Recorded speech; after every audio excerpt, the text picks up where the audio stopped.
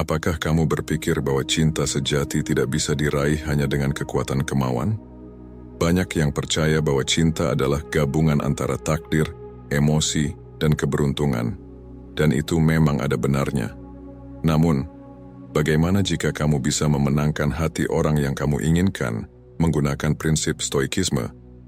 Filsafat kuno ini membantu mengendalikan emosi dan membangun hubungan bermakna dengan orang istimewa. Bayangkan hidup tanpa rasa tidak aman, di mana kamu tahu nilai dirimu dan mengekspresikannya dengan percaya diri tanpa perlu trik. Terapkan prinsip utama stoikisme. Kita tidak bisa mengendalikan orang lain, hanya diri kita sendiri. Dengan menguasai diri sendiri, kamu menjadi lebih menarik, bukan hanya dari penampilan luar tetapi melalui kekuatan batin dan kedamaian. Pada akhirnya semua orang menghargai sifat-sifat ini. Itulah sebabnya dalam video ini kita akan membahas 10 rahasia stoik untuk memenangkan hati orang yang kamu inginkan. Ini adalah prinsip-prinsip mendalam yang mendorong perubahan dari dalam, menarik dan mempertahankan hubungan secara tulus. Sebelum kita mulai, tantang dirimu untuk menghayati setiap pelajaran, karena ini akan mengubah pandanganmu tentang cinta dan membuatmu lebih kuat dan percaya diri untuk hubungan yang layak kamu dapatkan. Tetap fokus sampai akhir, dan jika mungkin, tinggalkan tanda suka dan subscribe ke channel ini. Itu sangat membantu kami dan tidak dikenakan biaya apapun. Mari kita mulai. Nomor 1. Dikotomi kendali. Epictetus memperkenalkan konsep dikotomi kendali di mana beberapa hal ada dalam kendali kita, seperti tindakan kita, dan lainnya tidak, seperti pikiran dan reaksi orang lain. Dengan fokus pada apa yang bisa kita kendalikan, kita mengurangi frustrasi dan kecemasan, yang membantu kita menjadi lebih percaya diri ketika mencoba menarik seseorang. Alih-alih khawatir tentang reaksi mereka, fokuslah untuk memperbaiki diri. Ini membangun kepercayaan diri dan menciptakan hubungan yang lebih tulus. Dengan menerapkan kebijaksanaan ini, kita belajar hidup secara proaktif dan bijaksana, meningkatkan peluang untuk menarik dan mempertahankan hubungan yang bermakna, menerima apa yang tidak bisa kita kendalikan, membebaskan kita dari stres yang tidak perlu, dan memungkinkan kita menginvestasikan energi di tempat yang benar-benar penting. Nomor 2. Hidup di saat ini. Dalam perjalanan hidup, orang sering terbawa oleh kekhawatiran tentang masa lalu dan kecemasan akan masa depan. Kita cenderung membiarkan pikiran kita berkeliaran melalui penyesalan atau prediksi yang tidak berdasar. Namun jika kita berhenti sejenak dan fokus pada saat ini, kita menyadari sebuah kebenaran sederhana tapi kuat. Hanya saat inilah yang benar-benar ada dan bermakna. Hidup di saat ini bukan hanya sebuah filosofi, tetapi sebuah seni yang memerlukan latihan. Saat kita terbenam penuh dalam sekarang, kita membuka diri dan terhubung lebih dalam dengan orang-orang di sekitar kita. Bayangkan kamu sedang berbicara dengan seseorang yang kamu hargai, dan alih-alih membiarkan pikiranmu melayang pada kekhawatiran atau rencana masa depan, berikan semua perhatianmu kepada orang di depanmu. Dengarkan bukan hanya dengan telinga, tetapi dengan hati. Ketulusan dan perhatian ini tidak hanya membantu kamu lebih memahami mereka, tetapi juga menciptakan koneksi yang kuat dan dalam. Lebih jauh lagi, hidup di saat ini membantu mengurangi stres dan tekanan. Ketika kita tidak lagi dihantui oleh masa lalu atau khawatir tentang masa depan, kita merasakan lebih banyak kebebasan dan kebahagiaan. Epictetus pernah berkata, hanya ada satu jalan menuju kebahagiaan, yaitu berhenti khawatir tentang hal-hal yang berada di luar kehendak kita. Ketika kita memahami bahwa masa lalu tidak bisa diubah dan masa depan tidak bisa diprediksi, dan kita menerima serta menghargai saat ini, kita bisa menikmati hidup dengan lebih penuh. Belajar untuk hidup sepenuhnya di setiap saat menunjukkan bahwa setiap hari membawa kegembiraan dan peluang baru. Marcus Aurelius menekankan pentingnya hidup di saat ini. Batasi dirimu pada saat ini. Ketika kamu melakukan ini, kamu menjadi lebih menarik karena kamu tidak terobsesi dengan hal-hal yang tidak bisa kamu kendalikan. Kamu menjadi percaya diri, tenang, dan selalu siap menghadapi tantangan apapun. Ini menciptakan energi yang luar biasa menarik di dalam dirimu. Nomor 3, menghargai perbedaan. Stoikisme mengajarkan kita untuk menghargai dan menghormati perbedaan yang ada di antara individu. Seperti yang dikatakan Marcus Aurelius, belajarlah untuk acuh tak acuh terhadap hal-hal yang tidak ada bedanya. Dengan menghargai perbedaan, kita membangun kepercayaan dan pemahaman yang merupakan fondasi untuk hubungan yang kuat. Alih-alih mencoba mengubah orang lain, menerima keunikan mereka membantu menciptakan hubungan yang lebih alami dan tahan lama.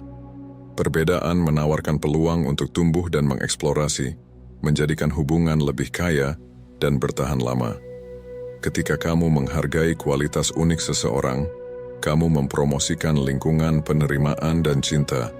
Keterbukaan ini tidak hanya menarik orang lain tetapi juga memperdalam ikatan yang kamu miliki. Nomor 4, berkomunikasi dengan belas kasih.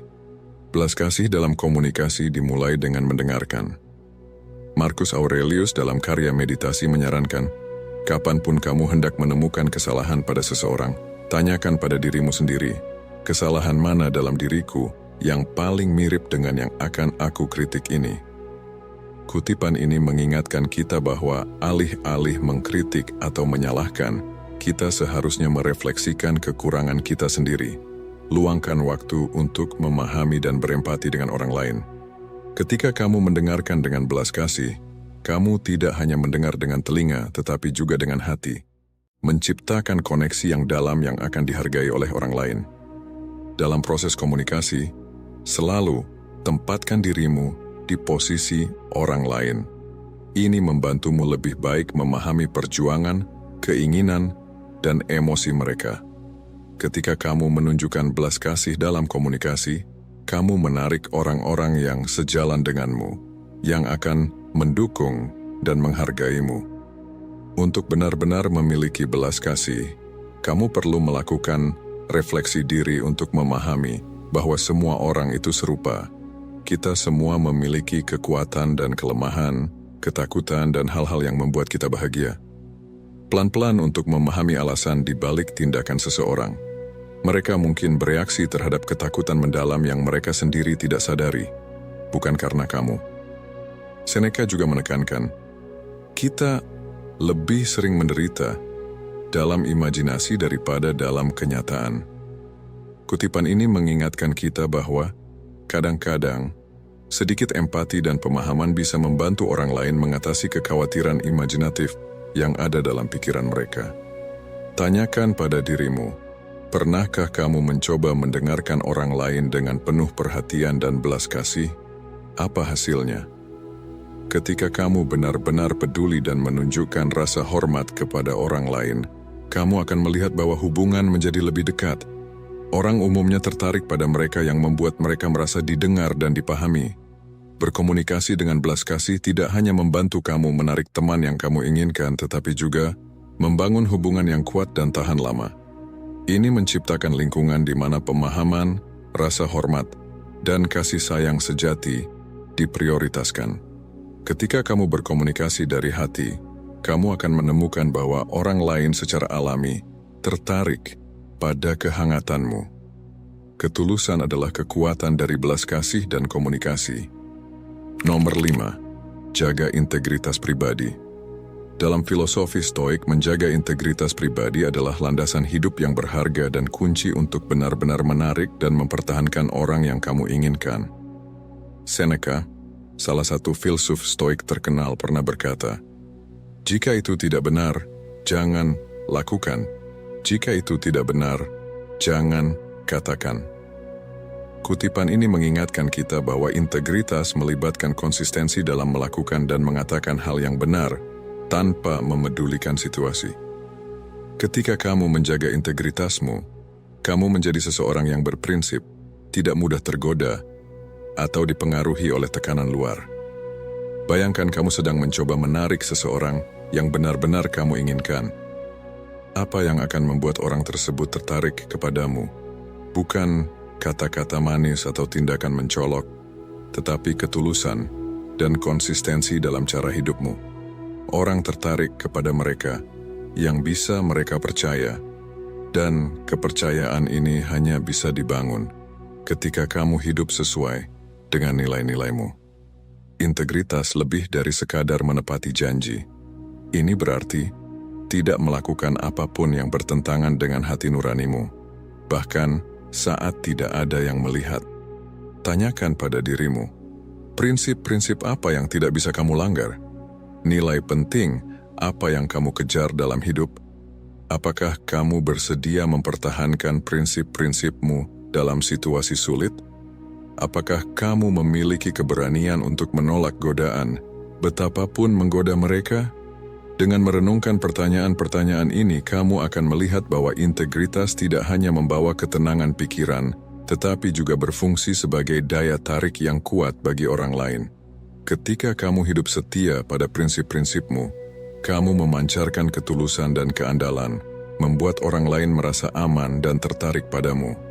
Ingatlah, daya tarik sejati tidak berasal dari penampilan superficial, tetapi dari keaslian dan keandalan dalam cara kamu hidup. Nomor 6. Pelihara kedamaian batin.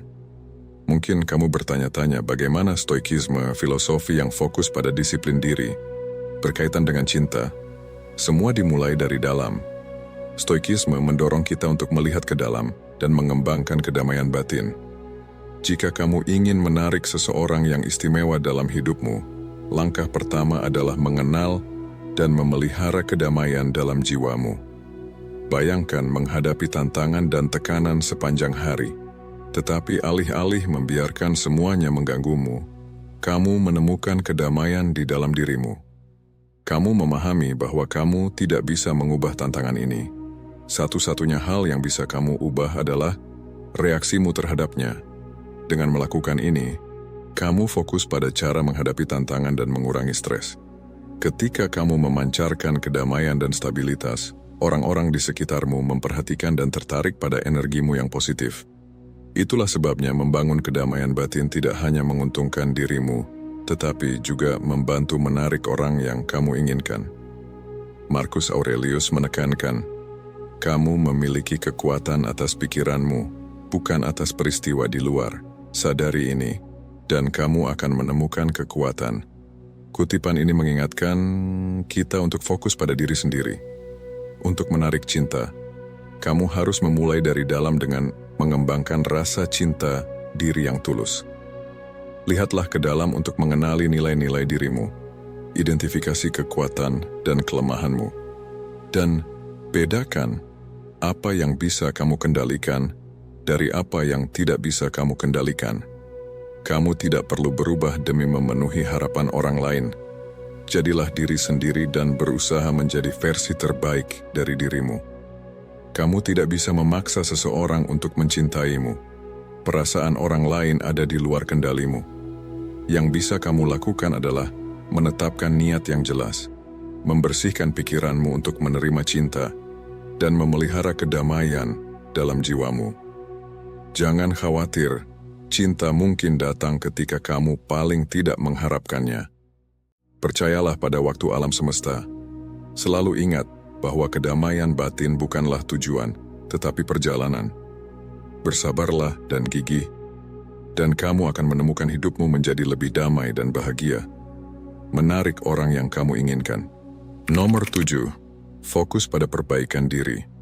Fokus pada perbaikan diri adalah salah satu prinsip utama stoikisme. Ketika kita bertujuan untuk perbaikan pribadi, kita tidak hanya mengangkat diri kita sendiri tetapi juga secara alami menarik orang di sekitar kita, termasuk mereka yang ingin kita dekati. Perbaikan diri dimulai dengan kesadaran diri yang mendalam. Pernahkah kamu bertanya pada diri sendiri, apa yang perlu kamu ubah untuk menjadi lebih baik?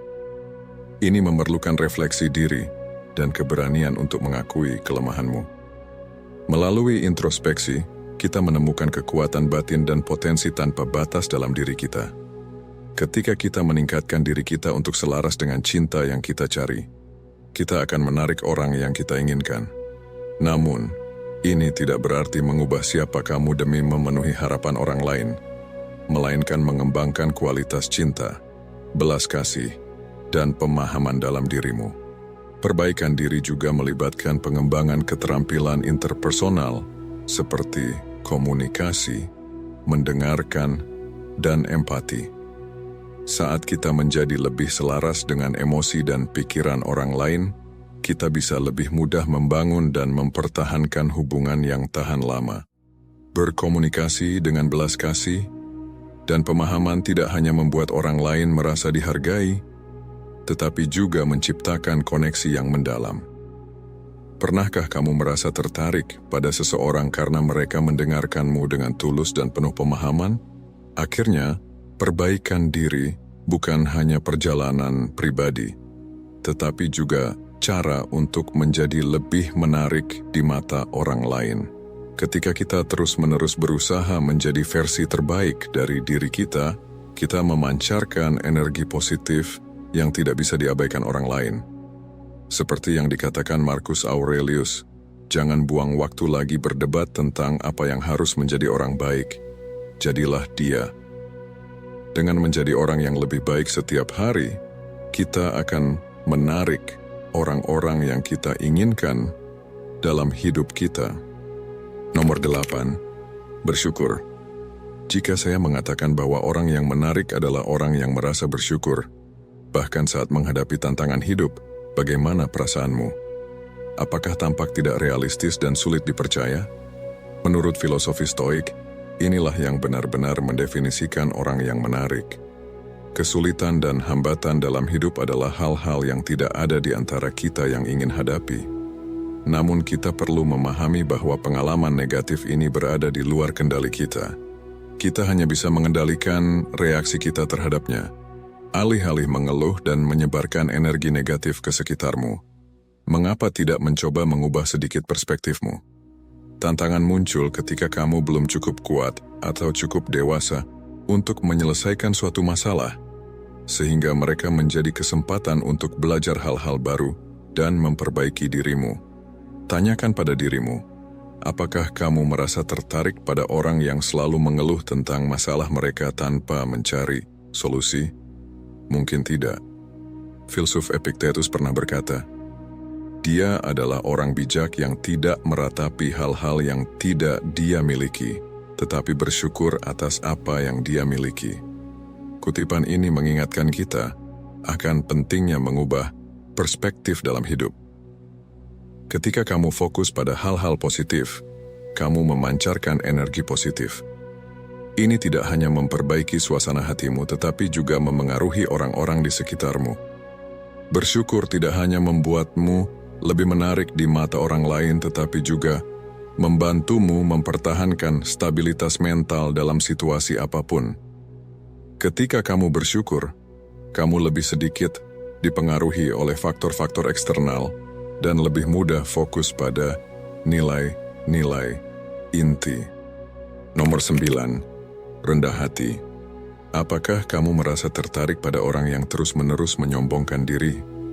Apakah kamu ingin berteman dengan seseorang yang hanya berbicara tentang prestasinya sendiri? Filsafat Stoik menasihatkan kita untuk mempraktikkan kerendahan hati. Kerendahan hati berarti memiliki pandangan yang akurat tentang diri sendiri, tidak melebih-lebihkan atau meremehkan nilai dirimu.